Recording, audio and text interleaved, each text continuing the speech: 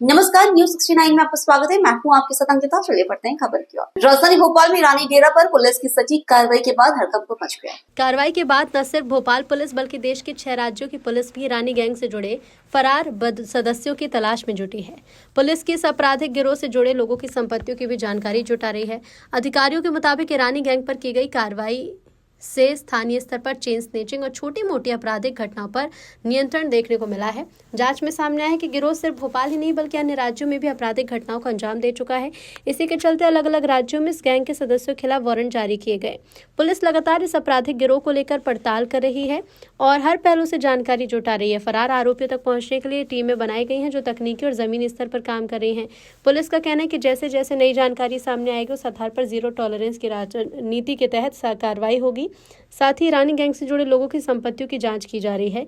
यदि जांच में संपत्तियों में किसी तरह की विसंगति होगी या वो प्रामाणिक स्रोतों से अर्जित नहीं पाई जाती तो उन पर भी कानूनी कार्रवाई होगी। पुलिस अधिकारियों का स्पष्ट कहना है कि संगठित अपराध के खिलाफ अभियान जारी रहेगा और किसी भी अपराधी को बख्शा नहीं जाएगा। लगभग एक सप्ताह पहले हमारे द्वारा यहाँ पर अवैधानिक गतिविधियों की सूचना पर कार्रवाई की गई थी, जिसमें हमारे द्वारा कई मोबाइल फोन और वाहन जब्त करे थे, जिसमें वर्तमान में तफ्तीश में आया है कि लगभग 9 मोबाइल जो है उसमें से चोरी या स्नैचिंग के पाए गए हैं और 7 मोटरसाइकिल जो है वो चोरी या अन्य अपराध में संलिप्तता पाई गई है, जिसमें वो करी है। शेष की तफ्तीश जारी है। इसमें से मुख्यतः एक जो वाहन है वो तेलंगाना से चोरी है, बाकी के वाहन भोपाल लोकल से हैं और एक वाहन जो है बड़वानी से जो है धोखाधड़ी के अपराध में संलिप्त पाया गया है। शेष वाहनों की तफ्तीश जारी है और संभावना है कि और भी इसमें अपराध की जानकारी मिलेगी।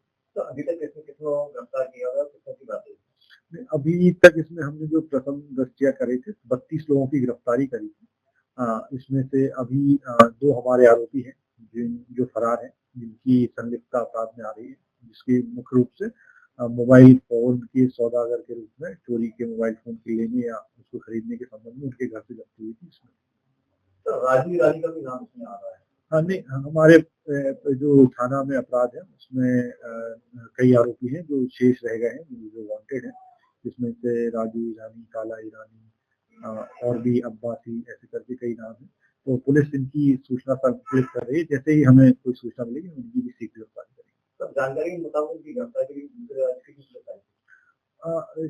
ये जो है इनके जो मेन मॉडस ऑपरेंडी है वो यही है कि जो लोकल थाना क्षेत्र है और लोकल जिला है उसको छोड़कर अन्य थानों में डायरेक्टली अपराध में इन्वॉल्व होते हैं। जो लोकल के थाना उसमें डायरेक्टली अपराध में इन्वॉल्व नहीं होते हैं। ज्यादातर केसेस में ऐसा देखा गया है।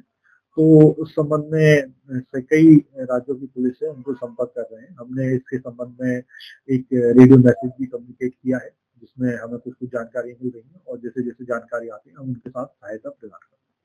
फिलहाल इस खबर में इतना ही। आप बने रहिए न्यूज 69 के साथ। नमस्कार।